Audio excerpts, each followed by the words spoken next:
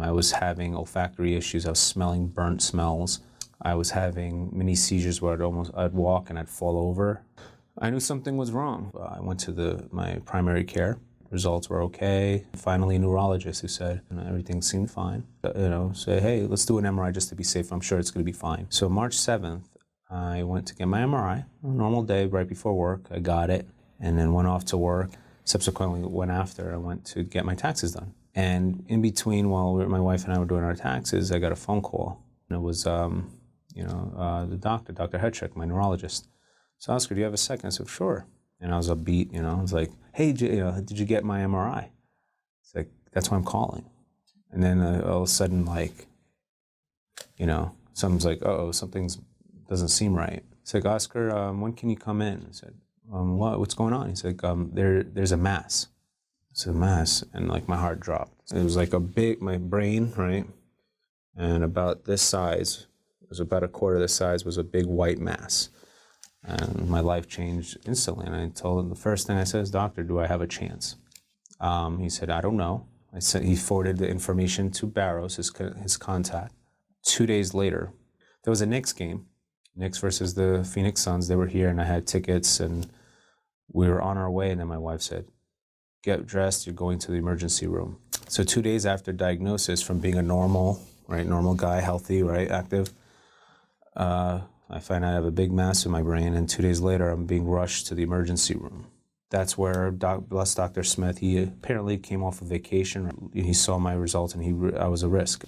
I was going to brain surgery from 2 days before being a normal guy at work to being a guy about to go in brain surgery. I made my phone calls, made sure everybody knew, that, hey, this is what's happening. That was when, I just saw Dr. Smith for the first time. I was just scared. I was just like, I don't know what's going on. And I was like, who's this Dr. Smith guy? Everybody's like, no, he's good. One of the guys said he's my mentor. And I was like, wow, he's the best in this type of surgery. He's, temporal lobe guy. And when he finally came, he broke it down, and I asked all these questions, and I guess I felt safe. I remember just, joking with him, complimented on his haircut. He made a minor incision right here, about, I don't know, let's call it 4 or 5 inches. When he cut, he said it came out right away. It was just spewing out the tumor because it was big. It was just trying to get out.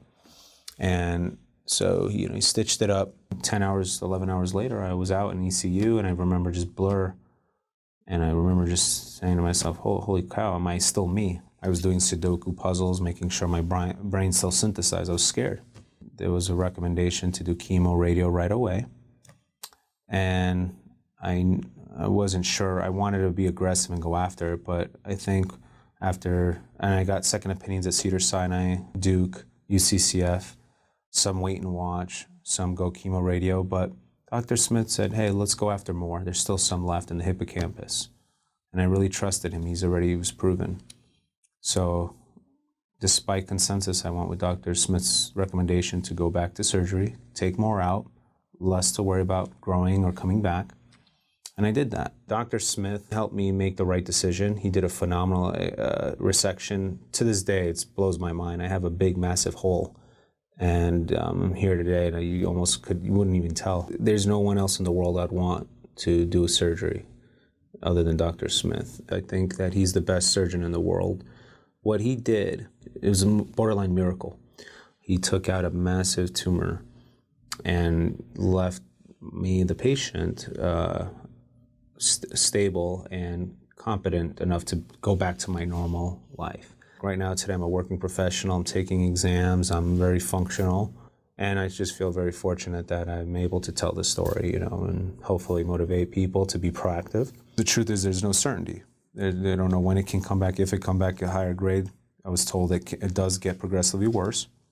But as a math guy with a statistics background, I understand statistics are a pool of a lot of different demographics, and I don't really go by that. I'm my own person. And I think that was key. I know I'm a fighter. I've always defied kind of odds and or challenged the status quo. Today, I believe I'm going to die an old man of natural causes.